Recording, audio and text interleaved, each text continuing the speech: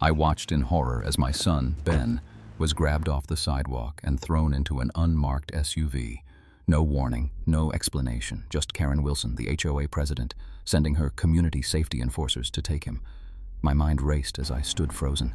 My wife, Samantha, was already on the phone, her voice calm on the surface, but I could hear the fury bubbling underneath. They're taking him to the old clubhouse.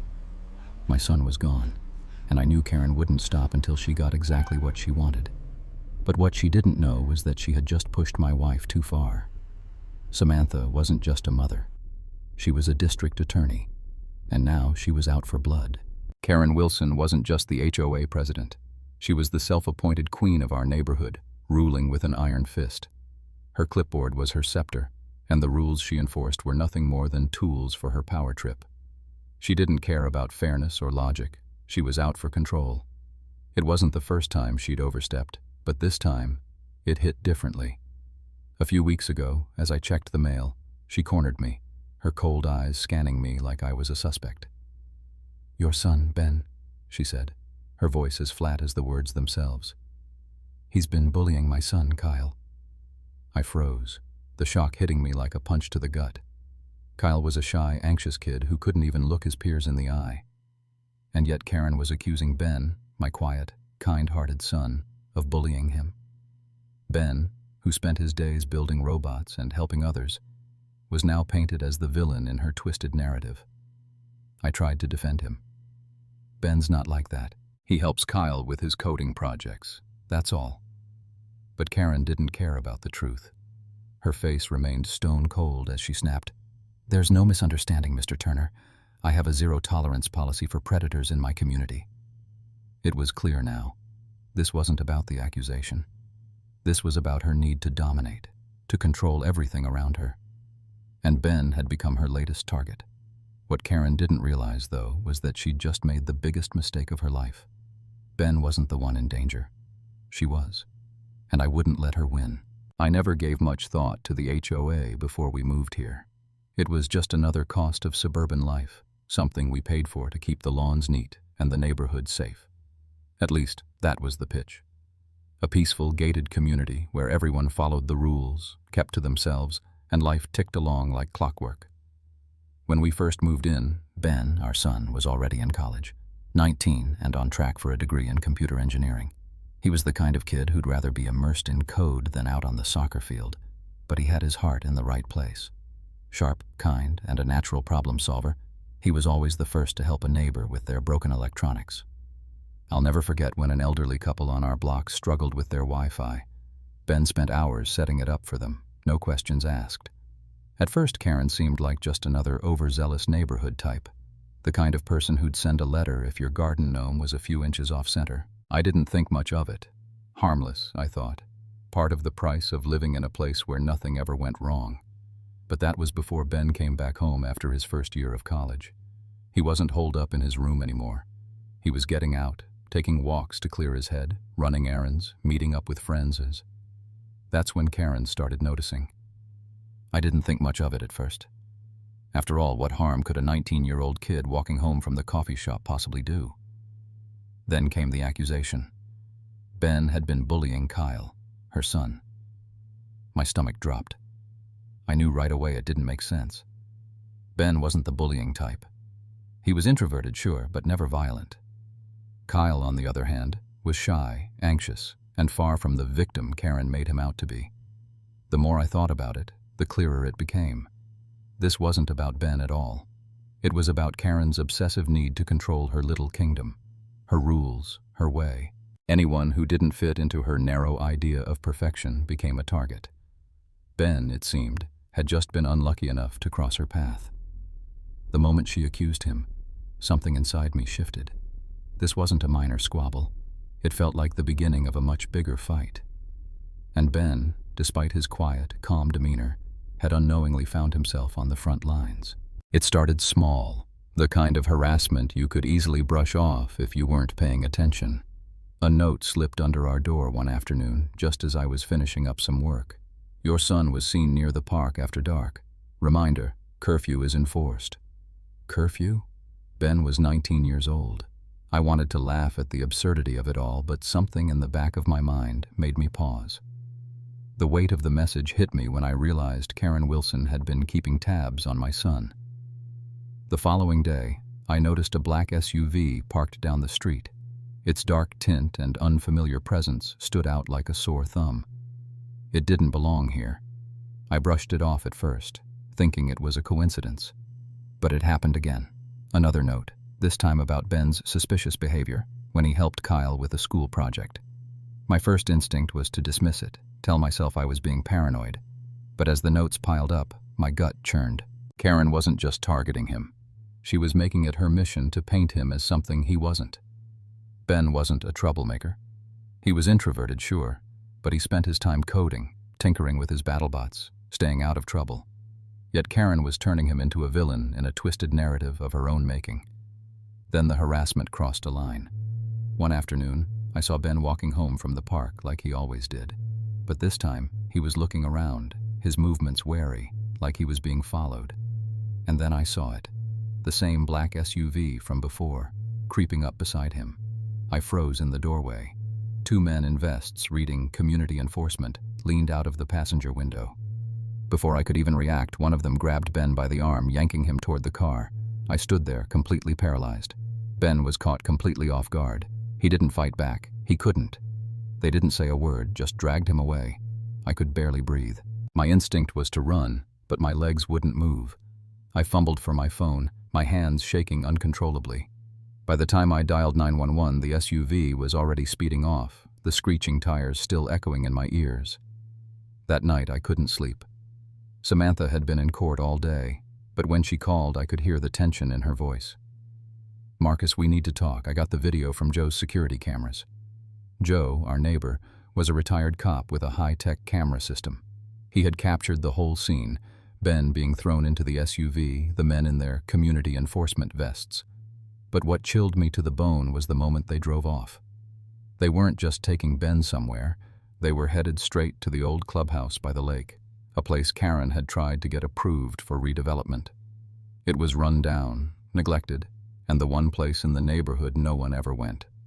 Perfect for her little operation. And if that wasn't bad enough, Karen wasn't just messing with Ben. My prized Ford F-150 was scratched, dented, and had its side mirror broken. It wasn't just vandalism, it was a clear message. Karen was reminding us that she had control over every part of our lives, even our property. Samantha's usual calm demeanor began to crack.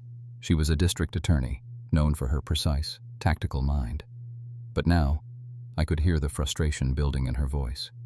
Karen had been using her influence to intimidate the local police, preventing them from getting involved. Samantha didn't back down. She went straight to the state's attorney general's office, bypassing the local PD and their ties to Karen. Meanwhile, I was left in the dark, piecing together the puzzle of what had happened to Ben. I couldn't just wait. I had to do something. I found a lead from Joe. He had spoken to someone at the old clubhouse who confirmed that Karen had set up an enforcement facility there. This wasn't just a neighborhood watch. It was her private security force, and Ben had become her latest target in her sick power game. Then, Samantha secured a telephonic warrant. She worked quickly, her focus razor-sharp, while I sat there, itching to jump in the car and drive to the clubhouse myself. Finally, the moment arrived. We tracked Ben's phone. It was moving, but not far. The old clubhouse. Karen was keeping him there. And now she was hiding behind her distorted version of authority, using our HOA fees to fund her delusions. We headed straight there. I drove faster than I should have, but Samantha kept me grounded. "We need backup. The sheriff's department is on the way. We don't want to go in without them." 5 minutes out, I saw it. The black SUV parked outside the clubhouse, lights off. The engine hummed quietly. I clenched my fists on the wheel. I didn't care about procedure. I cared about Ben. And I was done waiting. As we neared the clubhouse, the first signs of law enforcement appeared. The sheriff's department had arrived, and a convoy of dark SUVs rolled in behind us. I could hear the hum of their engines, the tires screeching softly as they pulled into position. Samantha's phone buzzed, and her face tightened as she quickly relayed the message to me. "They're setting up the perimeter. We can't go in without backup." I clenched my fists. I didn't care about the backup. I needed Ben. The tight knot in my chest had grown into a vice, each second stretching into eternity. I could feel my pulse pounding in my ears. My mind screamed to just burst through the door, to rip it down and take Ben back. But Samantha was right. We couldn't go in without them. We parked a few yards away, hidden from view. A sheriff's deputy moved into position with a bullhorn, his low growl slicing through the night air. "This is the sheriff's department. Open the door and surrender immediately." But inside, I could only imagine Karen's reaction. This was her empire, her little kingdom where she ruled by fear, manipulating and terrorizing anyone who didn't fit her perfect little world. I knew she wouldn't go down quietly. She was too used to control, too used to being untouchable. The next few moments felt like they moved in slow motion. The doors to the clubhouse creaked open. Karen's goons, those two so-called community enforcers, stepped out, guns raised. They looked like amateurs, trying to play tough guys. Their vests weren't even uniform, and their weapons, were they plastic? It looked like something from a cosplay contest, not a serious security team. But they weren't just posing. They were threatening. And that's when I saw it. Samantha's phone screen flashed with the video feed, the one Joe had sent us. I hadn't seen it in full before, but now as I watched it unfold in front of me, I felt the weight of it all. The moment Ben was thrown into the SUV, helpless, zip-tied. The horror of it hit me all over again. The sheriff's deputy holding the bullhorn spoke again. "We have video evidence of the abduction. You're surrounded. Surrender now." The goons faltered. They weren't the trained professionals they made themselves out to be. The sight of the deputies, armed and organized, knocked the confidence right out of them. But it wasn't over. Not yet. Suddenly, Karen's shrill voice sliced through the air. I saw her, still inside, clutching her binder like it was her lifeline, barking orders like she was still the queen of her little kingdom. "You're trespassing! This is a private building! You have no right!" But Sergeant Miller wasn't backing down. He stepped forward, his calm presence radiating authority. "Karen Wilson," he said, his voice booming, "you are under arrest for kidnapping, false imprisonment, and conspiracy. You are not above the law." The words hit her like a slap. She froze. The blood drained from her face, her mouth opening in disbelief and rage. The reality of her situation hit her like a freight train. She wasn't the ruler of a kingdom anymore. She was just another criminal. In a final, desperate attempt to hold on to whatever power she had left, Karen screamed, "You don't understand. I was protecting the community." Her voice cracked, and for a brief moment, I saw the woman behind the power trip. The walls she'd built over the years were crumbling in real time. But she wasn't finished. "I am the law here. You can't." Before she could finish, Sergeant Miller gave the simple command, "Move in."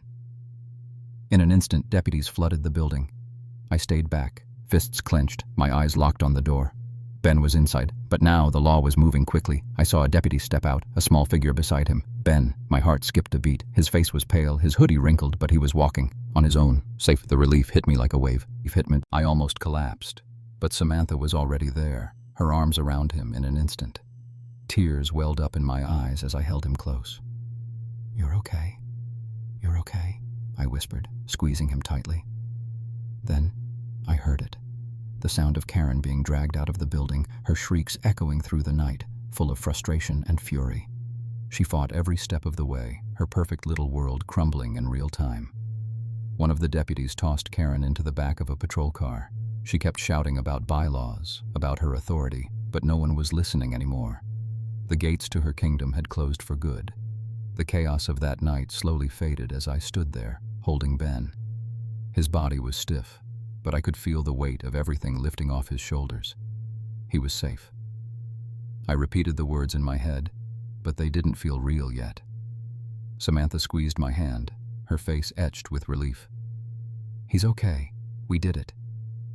For the first time in days, I allowed myself to relax. I looked at Ben, who was staring at the ground, clearly still processing everything that had happened. He wasn't speaking much, just absorbing the moment. Neighbors began to gather, murmuring their shock at what had just gone down. Joe, the one who had provided the security footage, approached us and gave Ben a reassuring nod. "You're safe, kid." As the crowd around us began to talk, I noticed something had changed in the air. The weight of Karen's control was gone. Ben wasn't the only one who had been freed. The neighborhood, once stifled under Karen's iron fist, could finally breathe again. The fallout for Karen came fast. Samantha and her colleagues were already working on the legal case, pressing charges for everything from kidnapping and false imprisonment to embezzlement and illegal surveillance. Karen had abused her position as HOA president, using community funds to pay for her private security team and surveillance equipment. The HOA board quickly dissolved. After the news broke, former board members, once too afraid to speak up, began coming forward, offering testimonies about Karen's overreach. People started revealing how Karen had manipulated, intimidated, and harassed everyone who didn't fit her perfect little world. Her little empire crumbled as the truth spilled out, and no one was willing to defend her anymore. A week later, Ben was invited to speak at a student-led assembly at his college. Samantha and I sat in the front row, watching as he made his way to the stage. I couldn't help but feel a deep sense of pride. Ben had grown in ways I hadn't even realized. He was no longer the quiet, introverted kid he had been. He was someone who could stand up for what was right, even when the odds were stacked against him. When he spoke, his voice was clear and steady. A few weeks ago, I was taken against my will by people who claimed to be enforcing the law, he said, pausing to look around the room. They said I was a bully, but that wasn't true. Ben continued, not just sharing what had happened, but how people in power can abuse their authority. He talked about how Karen had twisted the truth to justify her actions, and the dangers of a system that allows such unchecked control. He didn't just talk about what he'd been through. He spoke about standing up for what's right, even when it feels impossible. By the time he finished, the auditorium erupted into applause. It wasn't just Ben who had found his voice. He had inspired others to find theirs too. I couldn't help but feel an overwhelming surge of pride. Ben wasn't just talking about himself. He was helping others find their courage, their strength. That night, after the speech, we walked home together. The streets felt different, quieter, freer. The weight of the past few weeks seemed to lift as we walked side by side, and I realized how much had changed.